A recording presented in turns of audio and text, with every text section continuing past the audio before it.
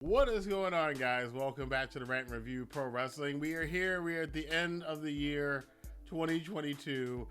And a lot of us have been waiting to get to this point for quite some time because 2022 has been, without a doubt, one of the craziest years. And again, for those of you who are new to the channel and don't know my history, I've been watching wrestling since 1985. I have never seen a year this crazy as 2022 was in the world of pro wrestling and sports entertainment. So we're going to talk today about company grades. We do this every single year at the end of the year. I rank the companies that I watched. At least the criteria is at least 6 months worth of a particular company or a particular promotion, and then give my grade on where they are here. So we're going to start out with my favorite promotion, New Japan Pro Wrestling. Many of you know in the past I've given them some pretty high scores. The pandemic era has not been one of those times, though. And 2022, despite the fact that, over here in the States, we have had full crowds and kind of basically back to normal for about a year now, Japan's still crawling just barely. They're still not fully out of it, back to normal with the crowds. Even coming up at Wrestle Kingdom on January 4th, it's still limited cheering and limited this and limited that. So that has hurt the product. That has hurt watching it at home. It's not as exciting. Now, when you're in the middle of watching the shows, you're into the shows, you're into the matches, but then when you kind of see the other wrestling promotions and the excitement that the crowd brings to those shows, when you then go watch a New Japan show, it can feel a little bit of like a downer. And it's the Japanese, who aren't very vocal anyway, but when they are vocal, they are really vocal, and it's kind of more earned, their cheering. So it did affect the product. So this year, I have to say, despite the fact that Will Ospreay had a fantastic year, Kazuchika Okada had an interesting year, they tried to push Jonah. That's another side of it too. Some of these contract issues that they've had with the Carl Anderson thing and with Jonah and so on and so forth, it has not been, questions whether or not Will Ospreay is going to AEW next year. Juice Robinson leaving and then coming back, but then leaving again. All of these things have kind of been making New Japan not look like a viable place for Westerners to go to anymore, where, for the mid 2010s all the way to the end of the 2010s, it was kind of a place, if you were AJ Styles or Finn Balor or Kenny Omega, if you became a big star over there, you were likely, because WWE basically wiped out all its competition in the West, you are now the next biggest thing to a season star that they can get that has some exposure in the States, so they're going to go and grab you, or at least try to. So I think at the end of the day, I would rank New Japan Pro Wrestling this year as a C+. The G1 was interesting with the new format that they had for it, but I did see where it was probably a little bit too much for some people. I personally enjoyed it. I thought it was kind of cool that some guys would have a break here and there, but Wrestle Kingdom was an okay Wrestle Kingdom this year. And, there were some extremely bright spots. Jay White really stepping up and becoming that star that we thought he was, which is a trend we've been seeing over the past couple of years, not just with him, but with other people in other companies. So that's my ranking for New Japan Pro Wrestling. And again, remember, these are just my opinions. So I want to know your opinion. If you want to voice it, let your voice be heard in the comment box below. The next promotion I'm going to talk about is, surprisingly enough, the NWA. I actually looked back at the fact that I never review NWA shows, and I probably should on the channel, but I've watched quite a bit of Billy Corgan's NWA in 2022, about 6 months worth of their weekly show on YouTube, and trying to catch up with stuff. And every couple of months there's something that comes out about NWA that I'm like, oh, okay, yeah, that's right, let me go check out what's going on over there. Their biggest blow this year was, of course, the whole blow up with Nick Aldis and Billy Corgan near the end of the year. So some of the booking decisions have been a little bit off, but I think, me personally, again, for me, I still always like being able to see the retro feel of wrestling the way I knew it when I grew up, and watching TBS at 6:05 p.m. Eastern Standard Time. That's what these NWA shows are, at least the weekly shows are. So I do appreciate that, but I would say about a C+ to the National Wrestling Alliance, Billy Corgan's National Wrestling Alliance. Where they're going to go in the future, things are getting a bit thin. The space is getting even more crowded for airtime on and for the attention of the limited amount of wrestling fans there are in the United States. So Billy Corgan seems to have kept this boat floating for a while now. So we'll just see in the future, without Nick Aldis, how, and losing some of their big stars to AEW and other companies, it's going to be interesting to see how the NWA bounces back in 2023. Now we're going to talk about Ring of Honor. Ring of Honor, what a crazy year. They were one of the bigger stories this year, and any other year probably would have been one of the biggest stories, but it's kind of fizzled out near the end of the year. But Ring of Honor was a promotion. It had been around for 20 years. About a year ago, it was announced that they were going to be shutting their doors, and Ring of Honor was not, maybe they'll do like once a month kind of shows here and there, but as far as them being on Sinclair Broadcasting and under the Sinclair Broadcasting umbrella, that was not going to happen anymore. We then get the news that Tony Khan pulls a Vince McMahon and winds up buying technically his competition in Ring of Honor on a smaller scale, but he buys Ring of Honor, so Vince doesn't get Ring of Honor for WWE Network, which was very interesting at the time. And Tony Khan now has it and plans to revive it. And being a fan of wrestling as he is, he saw the invasion angle when the WWE tried to revive WCW, and how many times this hasn't worked in the past. Plenty of promotions have had this issue, not just the WWE with WCW. So as far as the content what Tony Khan was able to create with Ring of Honor, what could you say more than the Briscoes matches with FTR? Just a classic trilogy of one of the most fantastic things in tag team wrestling anywhere this year. Really wonderful stuff. I definitely suggest that you check out some of the Ring of Honor stuff that they've done since they've been under the AEW umbrella. It actually has been good. The pay-per-views have been entertaining. They've been solid Ring of Honor pay-per-views. The price might be too high, and I'm not so sure about what's coming up in 2023 with the Honor Club being where the Ring of Honor weekly television is going to reside, behind a paywall for $9.99 a month. I don't know. I don't know how many diehard Ring of Honor fans. We're going to find out very early on how many diehard Ring of Honor fans there are that are going to do that. So Ring of Honor in 2022, though, I would give it a B. Just the fact that they survived. Just the fact that they survived, and they've actually had better business than the company ever had in its entire history. Not being under the same people it came. I mean, it's an interesting story. It's one of the weirdest stories of 2022. And yes, let's talk about the big boys, WWE. Sports entertainment. I gotta say, man, coming into this year, I was still, I've been a casual, kind of not really fan of WWE's creative product for a very long time now. And, coming into this year, not expected too much. The Royal Rumble was kind of But then, like, WrestleMania this year, I said it's one of my favorite WrestleManias. It's probably in my top half of WrestleManias of all time, at least.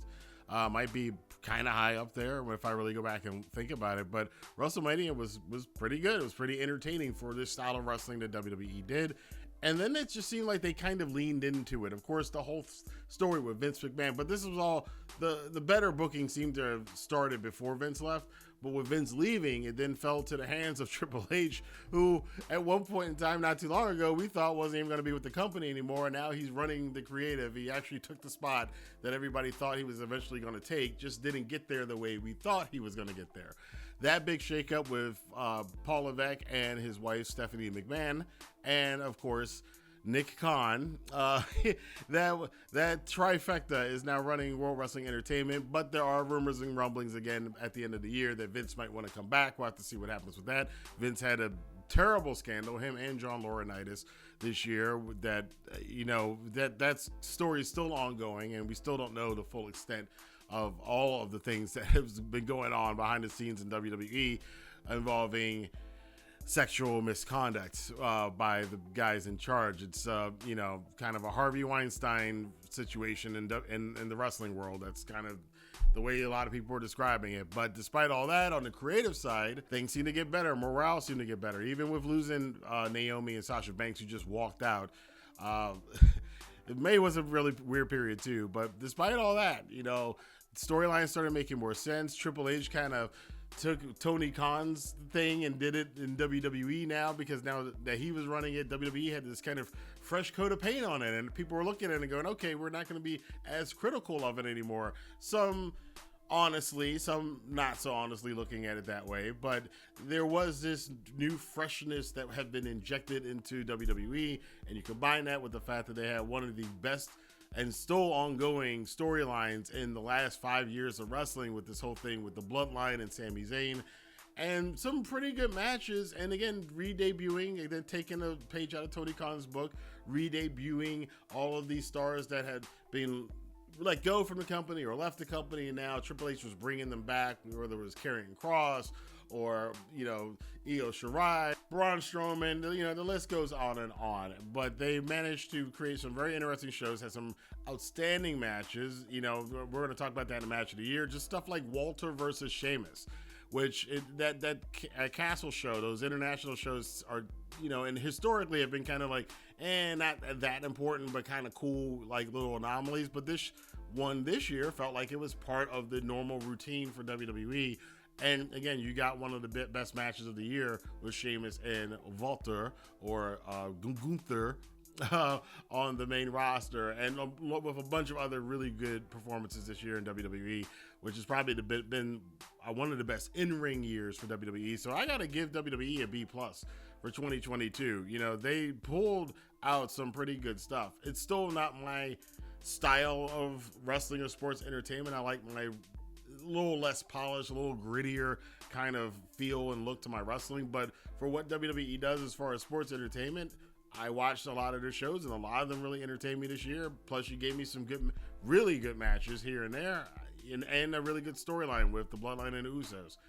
They did pretty good. And last but not least, All Elite Wrestling, AEW, came in hot as gangbusters, still riding the honeymoon wave. And leading into with a very hot feud, one of the other best storylines of the year, the entire rivalry between CM Punk and MJF.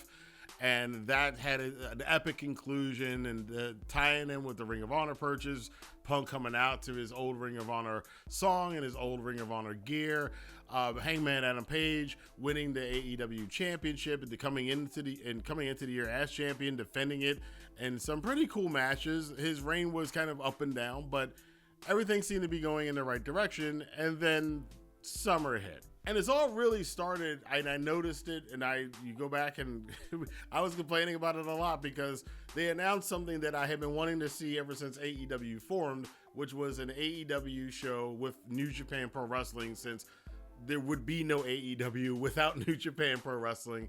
So it's kind of interesting to see those two companies have a joint show, but the lead up to that show was kind of lackluster.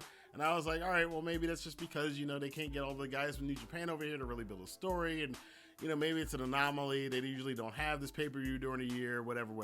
Maybe they'll get back on the road. And then they've had moments where they've had 2 or 3 weeks where they looked like they were kind of back to the form they were in 2020, 2021.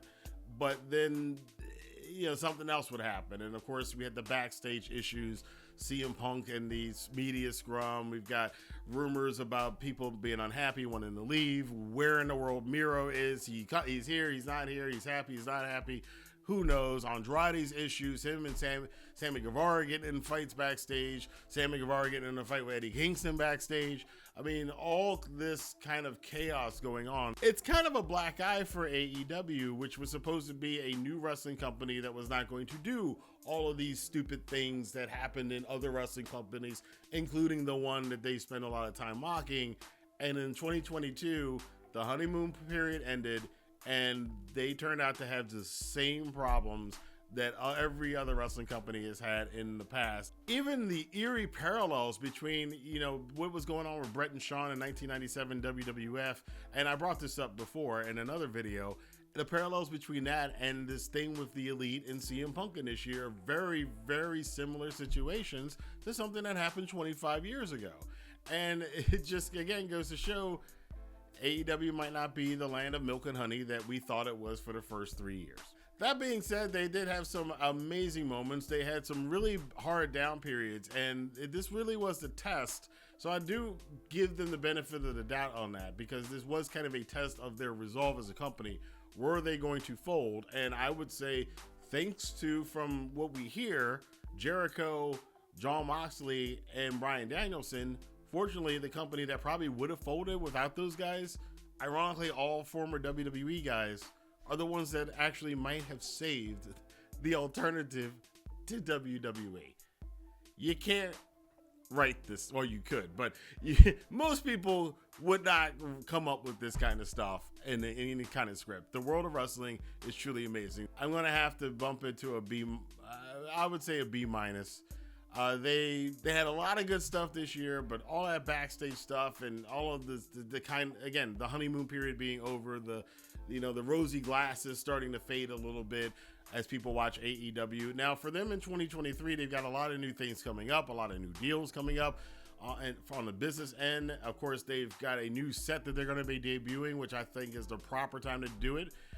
3 years in, it's a good time. Every wrestling company that I've ever followed that lasted a long time, every few years they change their look, and AEW is about due. So we look forward to seeing what the new look is going to be for All Elite Wrestling coming up pretty soon. But that's all I'm going to talk about today in this video with my company grades. I want to know what you guys think. What are your company grades? What other companies do you want to mention and that you want to give grades to? Let your voice be heard in the comment box below. Until next time, I will see you guys here for more news, rumors, and commentary and countdowns as we end 2022 and look ahead into 2023. And 2023, you got a tough act to follow, but I'll see you guys later here on the Rant Review Pro Wrestling. Have a good day.